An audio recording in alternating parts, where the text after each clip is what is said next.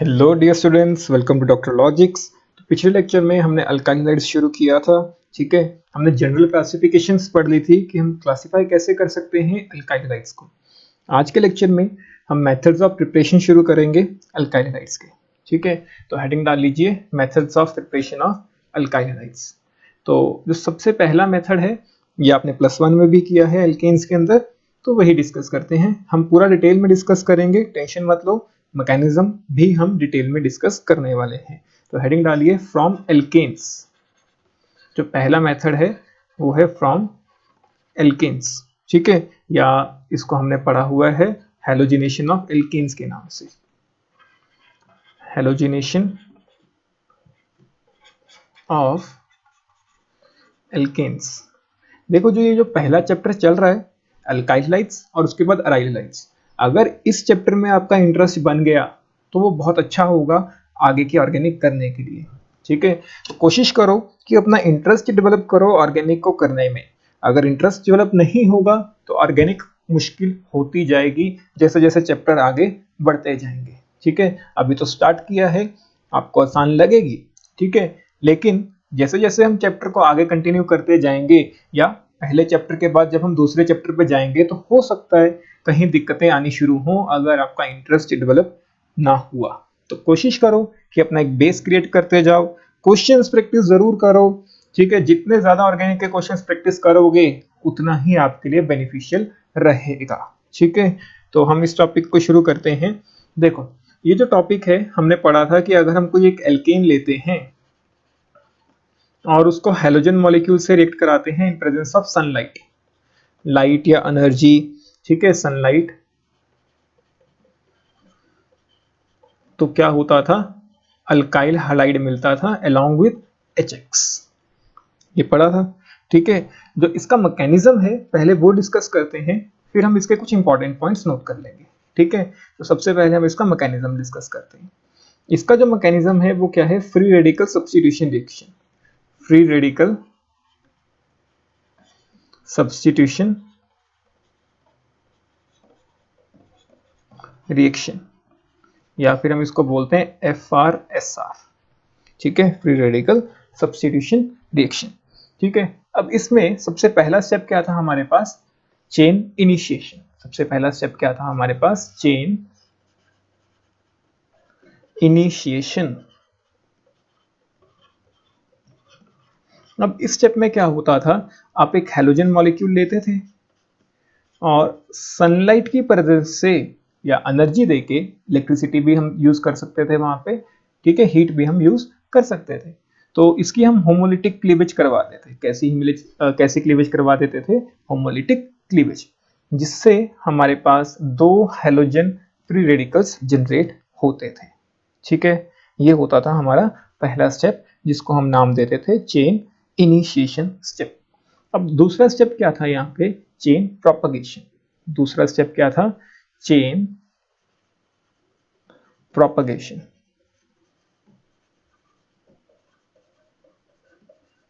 अब इसमें क्या होता था, आपके पास जो एल्केन होता है, मान लो मैं एल्केन को RH लिख रहा हूं। ठीक है, क्योंकि होता तो यही है ना कि एक हाइड्रोजन हट जाता है और उसकी जगह हेलोजन लग जाता था। तो मैं जनरली क्लासिफाई कर लेता हूं RH। RH क्या है, मेरा कोई एल्केन। ठीक है, अब एल्केन क्या करता था, इस हेलोजन फ्री रेडिकल से रिएक्ट करता था। अब ये जो हेलोजन फ्री रेडिकल है ये क्या करता था, हाइड्रोजन को तो अपने साथ ले जाता था और फ्री रेडिकल किस पे जनरेट कर देता था, R पे। ठीक है, हाइड्रोजन को अपने साथ ले जाता था और फ्री रेडिकल कहां जनरेट हो जाता था, R पे।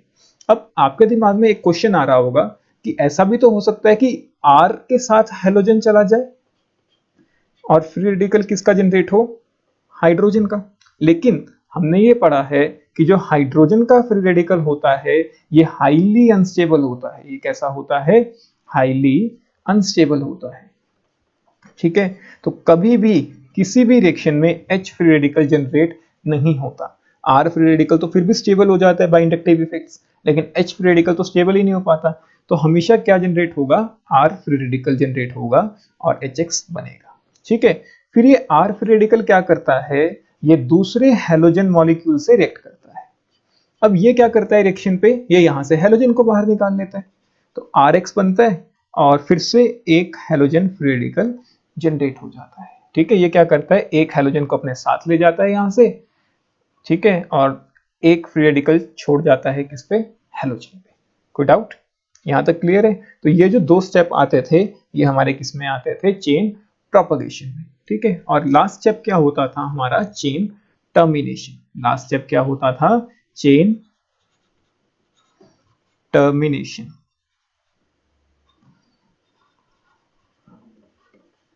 अब देखो चेन टर्मिनेशन में क्या होता है, जो भी आपके पास फ्री रेडिकल्स बने ड्यूरिंग मैकेनिज्म, उन सब की पॉसिबिलिटीज क्या है एक दूसरे से रिएक्ट करने की। अब आप देखो यहाँ पे क्या क्या रेडिकल्स बन रहे हैं, एक तो हेलोजन फ्री रेडिकल बन रहे हैं, ठीक है, और आपके पास इस मैकेनिज्म में क्या बन रहा है, आर फ्री रेडिकल, और क्या चीज बन रही है आपके पास, बस यही दो चीज बन रही है, एच फ्री रेडिकल तो जनरेट ही नहीं होता, मैंने आपको बताया। ठीक है, तो ये दो फ्री रेडिकल्स जनरेट हो रहे हैं। अब इनके कॉम्बिनेशन की क्या क्या पॉसिबिलिटीज हैं वो हम लिखते थे चेन टर्मिनेशन। पहली पॉसिबिलिटी क्या है कि जो एक्स रेडिकल बना वो अपने ही एक्स रेडिकल से कंबाइन कर जाए और क्या बना दे, X2, जो मैकेनिज्म में यूज हो जाएगा दोबारा से। ठीक है, दूसरी पॉसिबिलिटी क्या है, ये जो एक्स रेडिकल है ये आर रेडिकल से रिएक्ट करें और क्या बनाए, RX, जो हमारा प्रोडक्ट है इस रिएक्शन का। तीसरी पॉसिबिलिटी, ये जो तीसरी पॉसिबिलिटी है ये इंपॉर्टेंट है कि आर रेडिकल अपने ही आर रेडिकल से रिएक्ट करे और क्या बनाए, एक एल्केन बनाए। अल्काइल हैलाइड की जगह क्या बने, एल्केन, और ये बहुत कम अमाउंट में बनता है। ये कैसे बनता है, कम अमाउंट में, इन ट्रेसेस। ठीक है, तो ये एक क्वेश्चन बन सकता है आपके लिए, ये क्वेश्चन आपने पढ़ा भी है। मान लो हम मीथेन ले लेते हैं और मीथेन की हम क्लोरीनेशन कराते हैं इन प्रेजेंस ऑफ सनलाइट। ठीक है, तो रिएक्शन के हिसाब से देखें तो मेजर प्रोडक्ट तो क्या होना चाहिए, देखो सिंपल सा काम क्या करना है, हाइड्रोजन हटा के उसकी जगह क्या लगा देना है, हेलोजन। ठीक है, हाइड्रोजन हटा दिया तो 3 हाइड्रोजन रह गए और उसकी जगह क्या लगा दिया, हेलोजन और HCl। ये तो बनेगा ही बनेगा जो रिएक्शन में होता है। और इसके साथ साथ एक पॉसिबिलिटी क्या है, आर रेडिकल से कंबाइन करें, मतलब जो आर रेडिकल है, आर क्या है आपका यहाँ CH3, आर क्या है CH3, तो एक CH3 अपने ही CH3 से कंबाइन कर जाए तो ये इथेन, इथेन भी बनता है लेकिन बहुत कम अमाउंट में। ठीक है, एनसीईआरटी में क्वेश्चन भी था, how will you account for the formation of ethane during halogenation of methane, याद आ गया होगा आपको। तो उसका आंसर हमने इस तरह से वहां पे प्रूव किया था। चलिए यहां तक समझ आ गया आपको। ठीक है, अब इस रिएक्शन में आपको करना क्या है वो एक बार क्विकली समझ लेते हैं। ठीक है, ये तो हमारा मैकेनिज्म हो गया, हमने डिटेल में डिस्कस कर लिया। लेकिन अगर आपको कोई भी क्वेश्चन दिखे, कैसे पहचानोगे कि ये रिएक्शन है और उस क्वेश्चन को अटेम्प्ट कैसे करना है, उसके बारे में एक बार गो थ्रू करते हैं। ठीक है, देखो इस रिएक्शन का जो सबसे पहला पॉइंट आपको नोट करना है वो क्या है, in this reaction hydrogen of sp3 hybrid carbon is replaced by halogen। ठीक है, पहला पॉइंट तो ये। अब sp3 हाइब्रिड कार्बन क्या होता है, एक ऐसा कार्बन जिसके सराउंडिंग में सिर्फ और सिर्फ कैसे बॉन्ड्स होते हैं, सिंगल बॉन्ड्स होते हैं। अगर कोई भी डबल बॉन्ड या ट्रिपल बॉन्ड है तब वो sp3 नहीं होगा। अगर सिर्फ और सिर्फ सिंगल बॉन्ड्स हैं तभी हम कहेंगे कि that carbon is sp3 hybridised. ठीक है, तो आपको करना क्या है, एक sp3 हाइब्रिडाइज्ड कार्बन के साथ जो हाइड्रोजन लगा है उसको रिप्लेस कर देना है हेलोजन से, पहला पॉइंट। ठीक है, क्लियर हो गई ये बात। दूसरा पॉइंट, आपको कैसे पता चलेगा कि आपने ये रिएक्शन यूज करनी है, आपको कोई भी एल्केन या कोई भी एक ऑर्गेनिक कंपाउंड दिया होगा, साथ में एक हेलोजन दिया होगा और ऊपर मोस्ट प्रोबेबली आपको HNu या सनलाइट या सिंपल लाइट लिखा होगा। ठीक है, लाइट की जगह हीट भी लिखा हुआ हो सकता है। ठीक है, इलेक्ट्रिसिटी भी लिखा हुआ हो सकता है और कोई पेरोक्साइड भी आपको गिवन हो सकता है, तब भी यही रिएक्शन आपको कैरी आउट करनी है। पेरोक्साइड मतलब जिसमें ऑक्सीजन ऑक्सीजन लिंकेज होती है, फॉर एग्जांपल हाइड्रोजन पेरोक्साइड। ठीक है, तो मतलब अगर आपको किसी भी रिएक्शन में हेल्प दिखे, हेल्प का मतलब क्या हो गया, ये आपके याद रखने के लिए एक छोटा सा ट्रिक हो गया। हेल्प मतलब हीट, H का मतलब यहाँ हीट होगा, E का मतलब यहाँ इलेक्ट्रिसिटी होगा, L का मतलब लाइट होगा और P का मतलब पेरोक्साइड होगा। तो अगर आपको इनमें से कुछ भी दिखता है, हैलोजन होना कंपलसरी है, ठीक है, ऑर्गेनिक कंपाउंड होना कंपलसरी है, लेकिन इनके साथ साथ अगर आपको हेल्प दिखता है तो आपने क्या करना है, एक sp3 हाइब्रिडाइज्ड कार्बन के साथ जो हाइड्रोजन लगा हुआ है उसको हटा के उसकी जगह क्या लगा देना है, हैलोजन लगा देना है, और बाय प्रोडक्ट आपका क्या बनेगा, HX बनेगा। क्लियर हो गया ये पॉइंट? ठीक है, अब मैं आपको कुछ एग्जांपल कराता हूं इसी पॉइंट पे। ठीक है, देखो, मान लो आपको दिया हुआ है ये कंपाउंड CH3, ठीक है, और आपको दिया, आपने रिएक्शन कराई है ब्रोमीन के साथ इन प्रेजेंस ऑफ सनलाइट, ठीक है, और आपसे प्रोडक्ट डिमांड किया है। अब आप ध्यान से देखो, इसके अंदर यहाँ पे ये कार्बन sp3 है और ये वाला कार्बन भी क्या है, sp3 है, ठीक है। ये वाले जो दो कार्बन हैं, ये वाला और एक ये वाला, ये sp3 नहीं है क्योंकि यहाँ तो डबल बॉन्ड है, ठीक है। तो sp3 वही होते हैं जो सिंगल बॉन्डेड होते हैं। और ऊपर से अगर आप ध्यान से देखो तो कि दोनों के दोनों कार्बन आइडेंटिकल हैं। अगर आपको आइडेंटिकल पहचानने में कोई दिक्कत भी आ रही है तब भी कोई दिक्कत वाली बात नहीं है, आप दोनों के हाइड्रोजन को एक एक करके हेलोजन से रिप्लेस करके देख लो। मतलब एक बार मैं इस कार्बन के हाइड्रोजन को हेलोजन से रिप्लेस कर देता हूं तो क्या बन जाएगा, CH2Br, ठीक है, और बाकी का कंपाउंड एज इट इज रहेगा, ठीक है। एक तो पॉसिबल प्रोडक्ट ये है, और दूसरा पॉसिबिलिटी क्या है हमारे पास कि हम इस कार्बन के हेलोजन हाइड्रोजन को हेलोजन से रिप्लेस करें, तब प्रोडक्ट क्या बनता,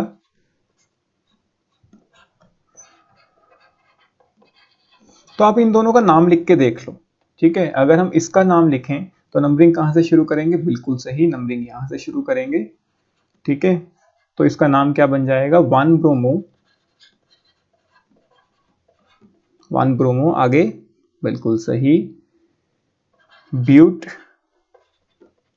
2E, ठीक है। और इसका नाम क्या बनेगा, यहां से नंबरिंग शुरू करेंगे, ठीक है। तो इसका नाम भी क्या बन जाएगा, 1 ब्रोमो ब्यूट 2E, ठीक है। कोई डाउट, क्लियर हो गया? क्योंकि ये दोनों सेम ही प्रोडक्ट हैं, क्योंकि आईपैक नेम्स तो दोनों के सेम आ रहे हैं, तो मतलब हम एक ही बार लिखेंगे इसको। तो मतलब ये दोनों कार्बन्स क्या हैं, आइडेंटिकल थे।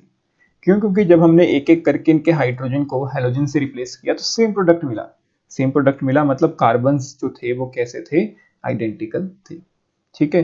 तो इसका प्रोडक्ट ये माना जाएगा। आप ये लिख लो या ये लिख लो, बात एक ही है, मतलब दोनों में से एक ही लिखोगे। क्लियर है ये चीज? और कोई यहाँ पे sp3 हाइब्रिडाइज कार्बन नहीं था तो और कोई पॉसिबिलिटी भी नहीं थी, ठीक है। अच्छा चलो, अब इसी के ऊपर एक क्वेश्चन और कर लेते हैं।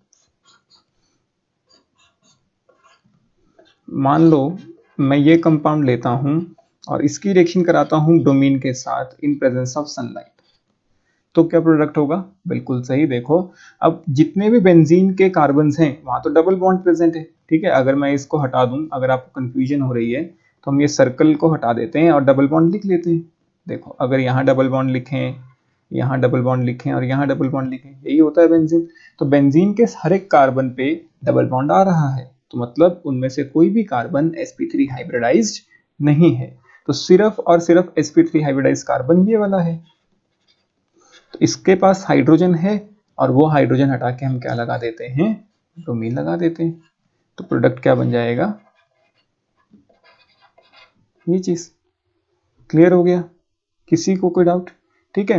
अब हम देखते हैं, अगर हमारे पास मल्टीपल हाइड्रोजन मतलब मल्टीपल sp3 हाइब्रिडाइज्ड कार्बन हो तो कैसे चेक करोगे, ठीक है। तो देखो, मान लेते हैं हमारे पास ये कंपाउंड है,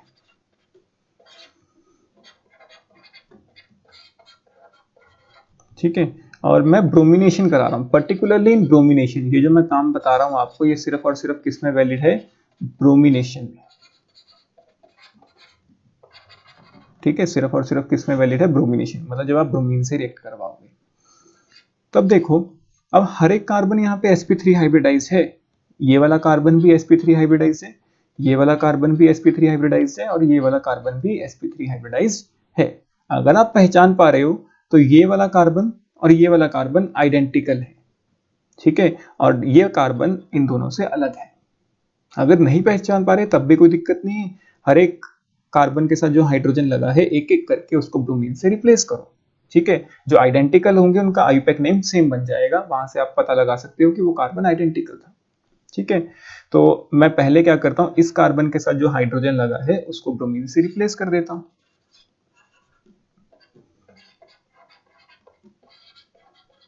ठीक है। तो ये प्रोडक्ट बन गया, इसका नाम क्या बना, 1 ब्रोमो प्रोपेन, ठीक है। और अगर हम ये जो सेकंड वाला कार्बन हमने मार्क किया है इसके हाइड्रोजन को रिप्लेस करें तो प्रोडक्ट क्या बनेगा, देखो CH3 CH Br CH3 2 bromo propane, ठीक है। अगर आप इस वाले कार्बन के हाइड्रोजन को रिप्लेस करोगे तो सेम प्रोडक्ट ही आएगा, 1 ब्रोमो प्रोपेन, इसलिए मैं इसको दोबारा से नहीं लिख रहा हूं, ठीक है। अब दो प्रोडक्ट बन गए। ब्रोमिनेशन में एक प्रोडक्ट मेजर होगा, बाकी सब माइनर होंगे, only in case of bromination, ठीक है। अब मेजर कैसे पता करना है, आप ये देखो कि जब मैंने यहाँ ब्रोमीन लगाया होगा, जब हम मैकेनिज्म पढ़ रहे थे तो हमने क्या पढ़ा था, पहले R फ्री रेडिकल बनता है, फिर उसके साथ ब्रोमीन या कोई भी हेलोजन मॉलिक्यूल रिएक्ट करता है और RBr बनता है, यही था मैकेनिज्म। मतलब ब्रोमीन के यहां लगने से पहले क्या बना होगा, ये फ्री रेडिकल जनरेट हुआ होगा, जहां ब्रोमीन लगा है वहां पे फ्री रेडिकल पहले जनरेट हुआ होगा, कोई डाउट, ठीक है। सिमिलरली अगर हम इस प्रोडक्ट की बात करें, इस प्रोडक्ट को बनाने के लिए पहले कुछ इस तरह का इंटरमीडिएट जनरेट हुआ होगा, जहां ब्रोमीन लगा है वहां फ्री रेडिकल लगा दो, ठीक है।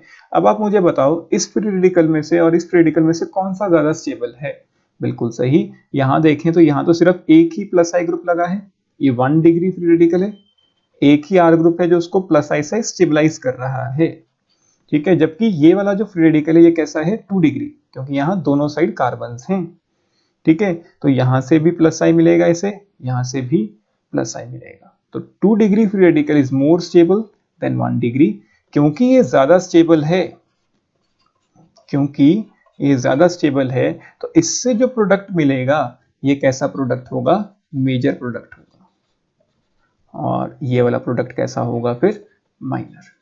तो ब्रोमिनेशन के केस में हम मेजर और माइनर प्रोडक्ट्स प्रिडिक्ट कर सकते हैं, ठीक है। क्लोरीनेशन के केस में हम ऐसा नहीं कर सकते, ध्यान रखना, हमने +1 में भी पढ़ा है, ब्रोमिनेशन के केस में हम मेजर माइनर प्रोडक्ट्स बता सकते हैं, लेकिन chlorination is non selective in nature, ठीक है। हेडिंग लिख लेना कहीं पे नोट डाल के, chlorination is non selective in nature,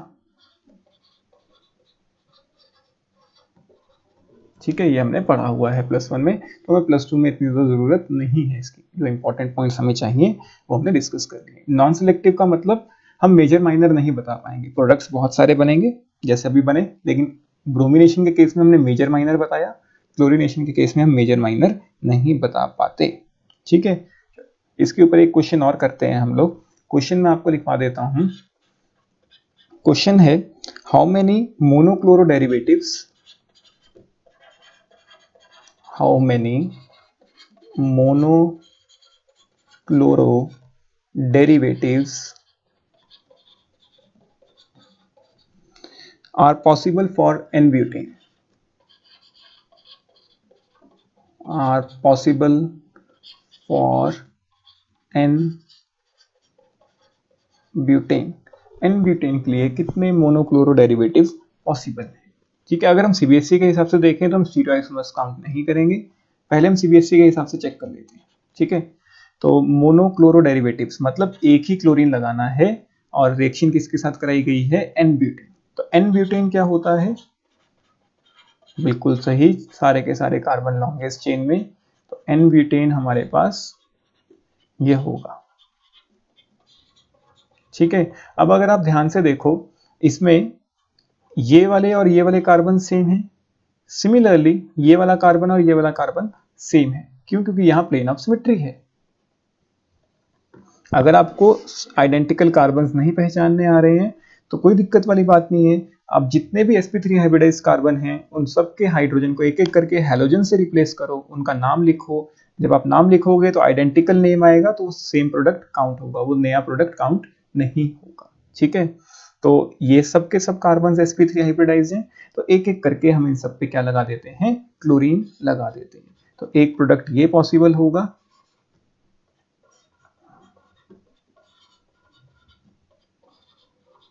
ठीक है, और जो दूसरा प्रोडक्ट पॉसिबल होगा वो ये होगा CH3 CH Cl CH2 and CH3।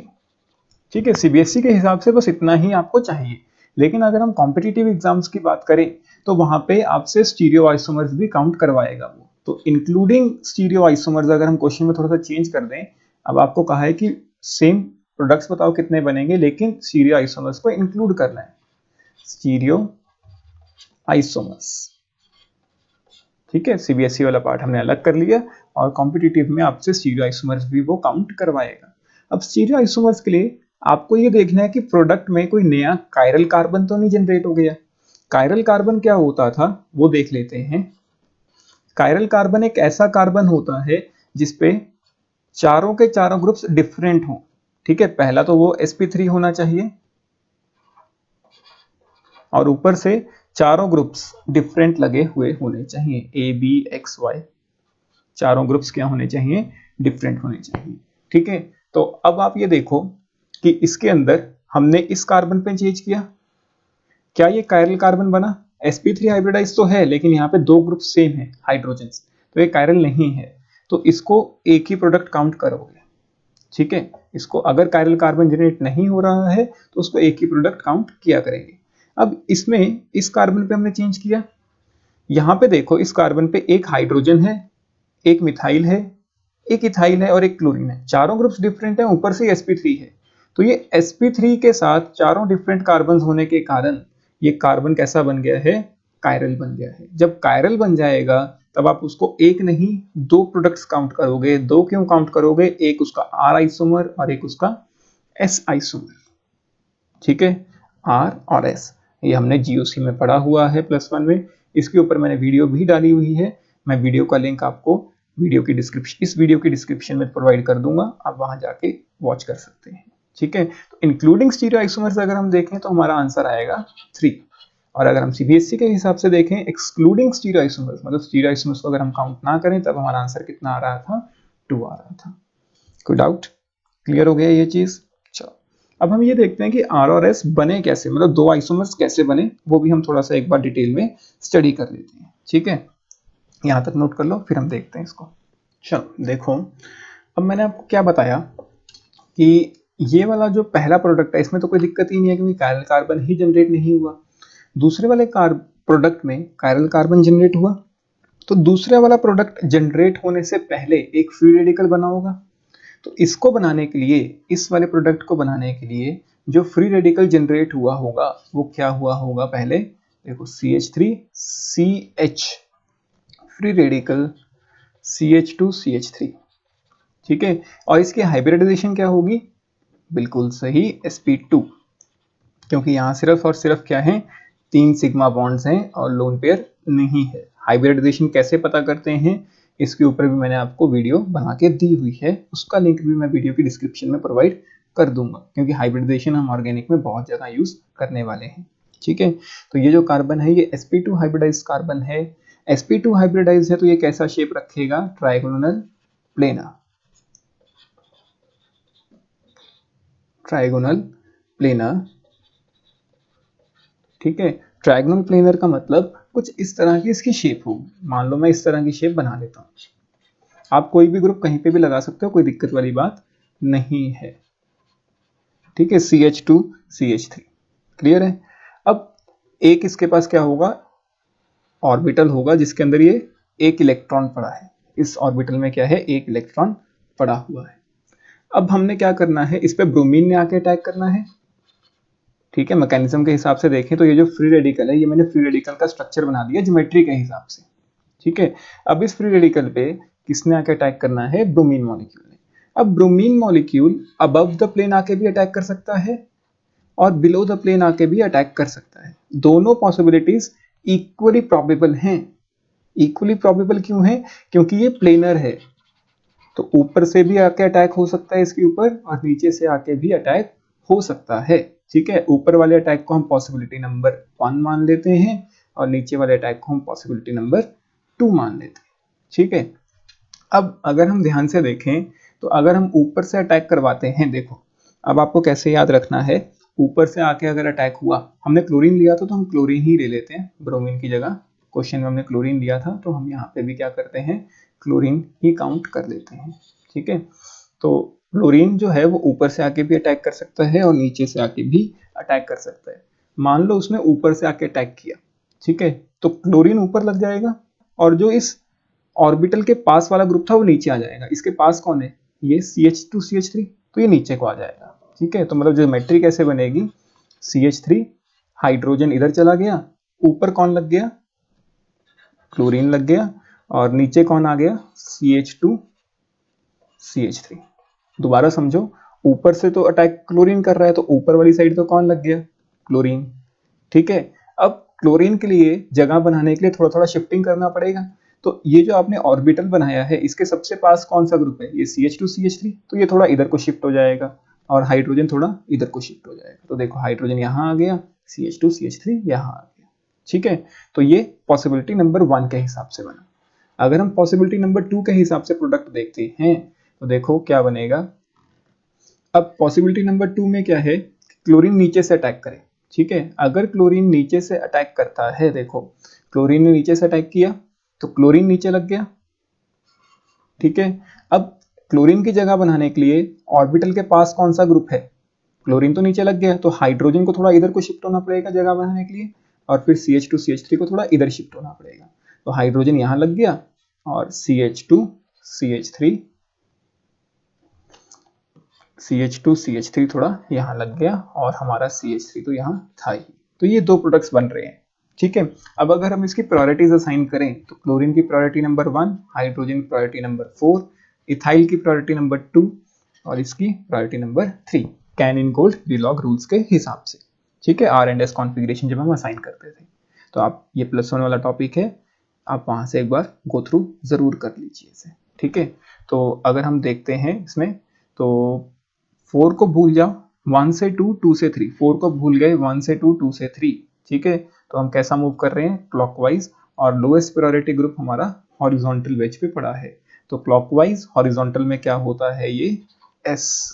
तो इस कार्बन की जो कॉन्फ़िगरेशन बनी वो क्या बनी? S। ठीक है, सिमिलरली अगर हम यहाँ पे देखते हैं, क्लोरीन की प्रायोरिटी नंबर 1, इसकी प्रायोरिटी नंबर 2, इसकी प्रायोरिटी नंबर 3, इसकी प्रायोरिटी नंबर 4। ठीक है, तो 4 को भूल गए, 1 से 2, 2 से 3, तो एंटी क्लॉकवाइज और लोएस्ट प्रायोरिटी ग्रुप हमारा वर्टिकल वेज पे लगा है, तो इसकी कॉन्फ़िगरेशन क्या होगी? R। ठीक है, तो इसकी कॉन्फ़िगरेशन हमारे पास R हो गई। तो अब देखो, एक R आइसोमर बनता है और एक S आइसोमर बनता है अगर कोई नया कायरल कार्बन जनरेट होता है। ये मैंने आपको एक्सप्लेन किया कि हमने नए कायरल कार्बन के जनरेशन होने पे उसको दो प्रोडक्ट्स में क्यों काउंट किया, क्योंकि दो आइसोमर्स जनरेट होते हैं, एक R और एक S। क्यों जनरेट होते हैं? क्योंकि इक्वल प्रोबेबिलिटी है अबव द प्लेन अटैक होने की और बिलो द प्लेन अटैक होने की। समझ आ गया? चलो इसे नोट करो, फिर आगे देखते हैं। चलिए अगला क्वेश्चन प्रैक्टिस करते हैं। अगला क्वेश्चन है आपके लिए, how many dichloro derivatives are possible for n butane. ठीक है, how many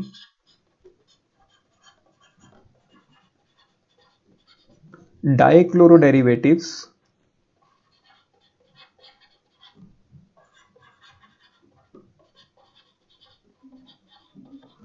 are possible for N-butane excluding stereoisomers। ठीक है, आपने इसमें stereoisomers इंक्लूड नहीं करने हैं, excluding stereoisomers। तो फटाफट वीडियो को पॉज कीजिए और पहले खुद ट्राई करने का कोशिश कीजिए। फिर अगर ट्राई हो जाता है तब भी एक बार आंसर मैच कर लीजिए। इसका आंसर आपके पास आएगा 6। ठीक है, अगर आंसर मैच हो गया है तो बहुत अच्छे, नहीं तो इस वीडियो को आगे देखिए और इसका सॉल्यूशन एक बार देख लीजिए कैसे हमने इसको सॉल्व किया।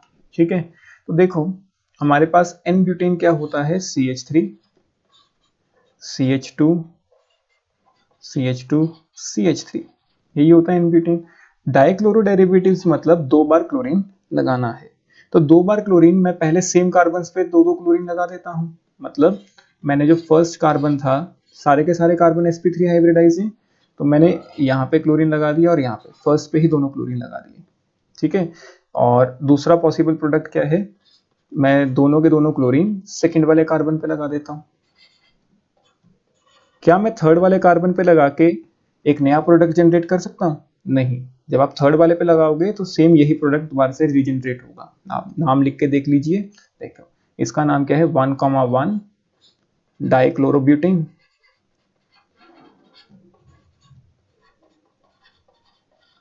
ठीक है, और इसका नाम क्या है, 2,2 डाइक्लोरोब्यूटेन। जब आप इस कार्बन पे लगाओगे 2 क्लोरीन तब भी उसका नाम क्या आएगा, 2,2 डाइक्लोरोब्यूटेन। तो एक नया प्रोडक्ट काउंट नहीं किया जा सकता। क्लियर हो गया? तो ये 2 यहां से आए। फिर हम क्या करते हैं, विसिनल बना के देख लेते हैं। विसिनल में मतलब क्या होगा, एडजेसेंट कार्बन पे 2 क्लोरीन लगाने हैं, तो एक क्लोरीन यहां लगा देते हैं, एक क्लोरीन यहां लगा लेते हैं। तो इसका नाम क्या पड़ेगा, 1,2 डाइक्लोरो ब्यूटेन।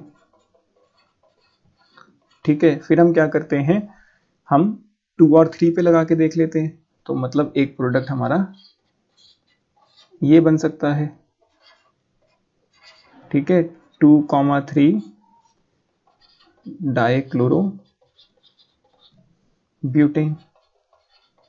और क्या पॉसिबिलिटी है, बिल्कुल सही। देखो अगली पॉसिबिलिटी क्या है हमारे पास, हम थोड़ा सा इसको इधर कर लेते हैं, और अगली पॉसिबिलिटी में हम एक क्लोरीन यहाँ लगा लेते हैं, एक क्लोरीन यहाँ लगा लेते हैं, तो ये बन जाएगा 1,3 डाइक्लोरो। अभी तक हमने नहीं बनाया, और जो लास्ट बनेगा वो बनेगा आपके पास 1,4 डाइक्लोरो। ठीक है, इस तरह से। तो टोटल आपके पास 6 आइसोमर्स बनेंगे। Good out. ठीक है, तो आज के इस वीडियो में इतना ही। आज आप इसको प्रैक्टिस कीजिए, जो भी डाउट्स होंगे वो हम कल की लाइव क्लास में डिस्कस कर लेंगे। ठीक है, और उसके बाद अगले वीडियो में हम अगला मेथड ऑफ प्रिपरेशन डिस्कस करेंगे। ठीक है।